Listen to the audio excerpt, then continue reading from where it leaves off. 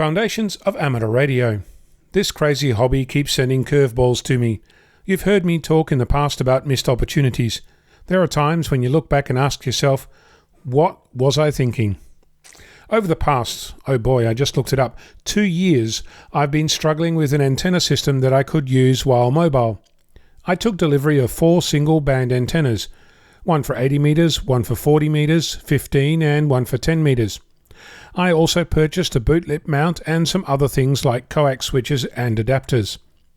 I've been attempting to make these antennas work with very, very limited success. They work just fine. They tune up as expected, show the SWR curve that the manufacturer has helpfully printed on a little card that comes with each antenna, and generally are sturdy, compact and wonderful, but only if they're installed on something other than my car. In desperation, a year ago, I purchased a tuner for my radio so at least I can trick it into transmitting. I've had very few contacts, added 1 or 2 DX countries in the past year and really got nowhere.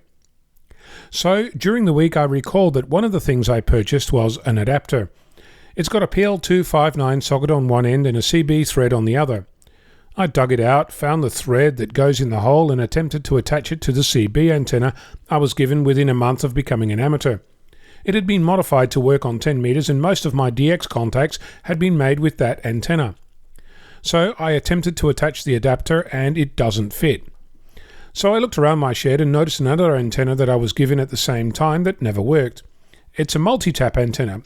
Picture an antenna that is a big stick, has wire wound around its entire length with points where you can attach a lead to bypass some of the antenna. You plug the lead into the bottom connector, then pick the band you want to work on, put the other end of the lead into the right tapping point and off you go. It came with a big spring mount, was intended to be bolted to a bull bar, but using a family sedan makes attaching this contraption pretty hopeless. I tested it where I could, measured it, tested it more, made a new Wonder lead with a solid connector, and nothing I did made it work. It turns out that the thread in my adapter fits properly into the base of this multi-tap antenna.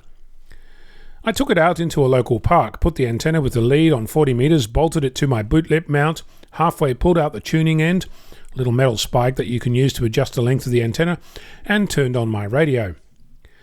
Guess what happened next? Nothing. That's what happened.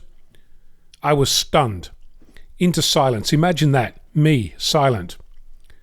It worked. No adjustments, no trimming, no fixes, nothing. Just plugged it in and it worked. Propagation was pretty poor, so no contacts as such, but oh my. The point of all of this is that when you least expect it, a surprise might come your way. Look at the assumptions you've made in your shack. Think of the things you've tried and failed to achieve, and use that to take a fresh look at what you have. Hopefully your delight will be just as surprising as mine was. I'll be back on air a lot more. Who knows? I might even get the opportunity to have a chat with you.